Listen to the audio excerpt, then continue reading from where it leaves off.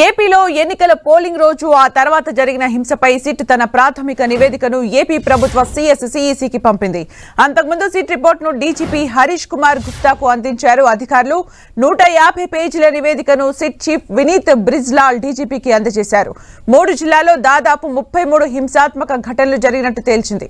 పల్నాడు జిల్లాలోని 3 అసెంబ్లీ స్థానాల్లో 22 కేసులు, అనంతపురం జిల్లా తాడిపత్రిలో 7 కేసులు, తిరుపతి జిల్లాలోని 2 అసెంబ్లీ స్థానాల్లో 4 కేసులు నమోదైనట్లు సిట్ వెల్లడించింది.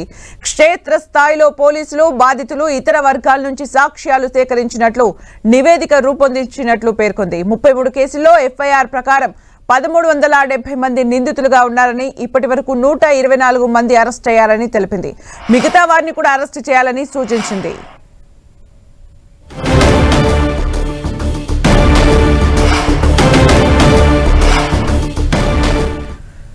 ఇక సిట్ నివేదికలో ఉన్న పూర్తి అప్డేట్స్ మా ప్రతినిధి విజయ్ చంద్ర లైవ్ లో అందిస్తారు. విజయ్ చంద్ర,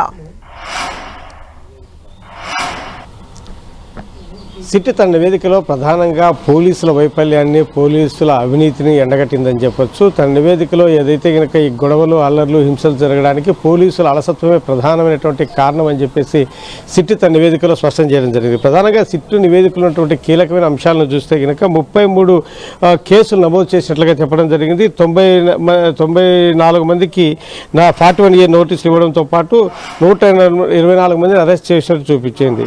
1152 మందిని ఇంకా అరెస్ట్ చేయాలా అని చెప్పేసి నివేదికలో స్పష్టం చేసింది. మొత్తం నిందితులు చూస్తే కనుక 1370 మంది ఉన్నట్లుగా సిట్ నివేదికలో తెలిపింది.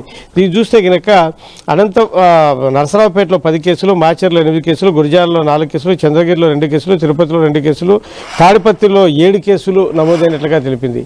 అయితే చాలామంది మనం ఈ నివేదిక ప్రకారం చూస్తే కనుక పలువురు పరారీలో ఉన్నట్లుగా మనకు స్పష్టమవుతోంది.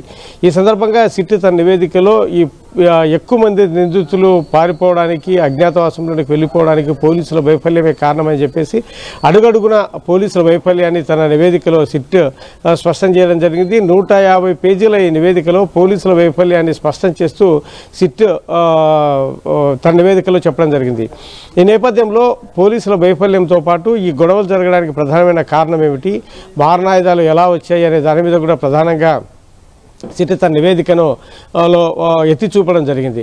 ప్రధానంగా చూస్తే కనుక స్ట్రాంగ్ రూమ్ల వద్ద కంటే తిరుపతిలో మహిళా యూనివర్సిటీ వద్దకు స్ట్రాంగ్ రూమ్ల వద్దకి మారణాయుధాలతో సుత్తులు, రాడ్లు, గొడ్డళ్ళు వీటితో ఎలా వచ్చారనే విషయాన్ని, దీంట్లో పోలీసుల వైఫల్యాన్ని కూడా సిట్ ప్రశ్నించడం జరిగింది. అంతేకాకుండా ఈ మారణాయుధాలు, బాంబులు లాంటివి, తర్వాత పెట్రోల్ బాంబులు ఇవన్నీ కూడాను ఈ హింసలో వాడడమైతేనేమి, నాటు బాంబుల డంపు దొరకడం అయితే ఇవన్నీ కూడాను పోలీసుల వైఫల్యాన్ని, తర్వాత నిర్లక్ష్యాన్ని స్పష్టం చేస్తున్నాయని సిట్ తన నివేదికలో ఎత్తి చూపింది. అంతేకాకుండా పోలీసులు ఈ ముఖ్య నేతలు కొంతమందికి లొంగిపోయారనే విషయాన్ని కూడా సిట్ తన నివేదికలో స్పష్టం చేసినట్లుగా మనకు సమాచారం అందుతూ ఉంది. పోలీసు యంత్రాంగం యొక్క అలసత్వం కారణంగానే ఈ గొడవలు చెలరేగాయి. ఎన్నికలకు ముందు తగిన జాగ్రత్తలు తీసుకోకపోవడము, తర్వాత ఎన్నికల అనంతరం జరిగినటువంటి హింస అదేవిధంగా కొనసాగడము, ఇవన్నీ కూడాను పోలీసుల వైఫల్యం కారణంగా, పోలీసు అవినీతి కారణంగానే జరిగాయనేటువంటి విషయాన్ని నివేదికలో స్పష్టం చేయడం జరిగింది. అంతేకాకుండా కొన్ని సెక్షన్లను తక్కువగా పెట్టారనే విషయం కూడా సిట్ గుర్తించింది. మరికొన్ని కఠినతరమైన సెక్షన్లు నమోదు చేయాలనే విషయాన్ని సిట్ తన ఆదేశాల్లో చెప్పడం, అంటే తన నివేదికలో స్పష్టం చేయడం జరిగింది. ఈ విధంగా చూస్తే కనుక సిట్ తన నివేదికలో ప్రధానంగా పోలీసుల వైఫల్యాన్ని ఎత్తి చూపడంతో పాటు పోలీసులు అలసత్వంతో పాటు కొంత కుంభుక్కయ్యారనే విషయాన్ని కూడా స్పష్టం చేసింది. అంటే విజయ్ చంద్ర, ఇప్పుడు మొత్తానికి సిట్ ఇచ్చిన నివేదికలో పోలీసుల వైఫల్యం అని చెప్తున్నారు. అంటే పోలీసుల వైఫల్యం నిర్లక్ష్యమా, పోలీసుల పైన ఉన్న ప్రెజర్ అనేది ఒక క్వశ్చన్ అయితే, ఇంకా ఇకపైన ఇప్పుడు ఇచ్చిన నివేదిక తర్వాత మరిన్ని సస్పెన్షన్స్ ఉండే ఛాన్సెస్ ఉన్నాయా?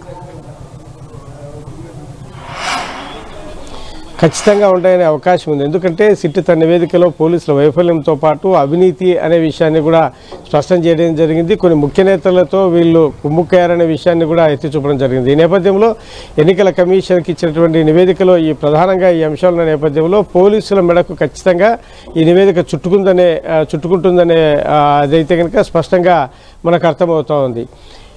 ముఖ్యంగా ఉన్నటువంటి కొంతమంది అధికారుల మీద కూడా వేటు పడే అవకాశం అయితే ఉంటుంది. ప్రధానంగా కొంతమంది పోలీసులు ఈ ముఖ్య నేతలు కొంతమంది పారిపోవడానికి సహకరించారు, వారిని ముందుగా వారిని అరెస్ట్ చేయడంలో వైఫల్యం చెందారనే విషయంతో పాటు తాడిపత్రి లాంటి కొన్ని చోట్ల కేతిరెడ్డి పెద్దారెడ్డి ఇంట్లో పోలీసులు దూరి అక్కడ ఫర్నిచర్ను ధ్వంసం చేయడము, సీసీ కెమెరాలు ఆధారాలు దొరకకుండా సీసీ కెమెరాలు ధ్వంసం చేసే వ్యవహారము, వీటన్నిటిని కూడాను పోలీసులు యొక్క అత్యుత్సాహము, వీళ్ళు పోలీసులు ఎందుకు అంత అత్యుత్సాహం ప్రదర్శించాల్సి వచ్చింది, ఎందుకు వీళ్ళే పోలీసులు విధ్వంసకాండలో పాల్గొనాల్సి వచ్చిందనే విషయం మీద ప్రధానంగా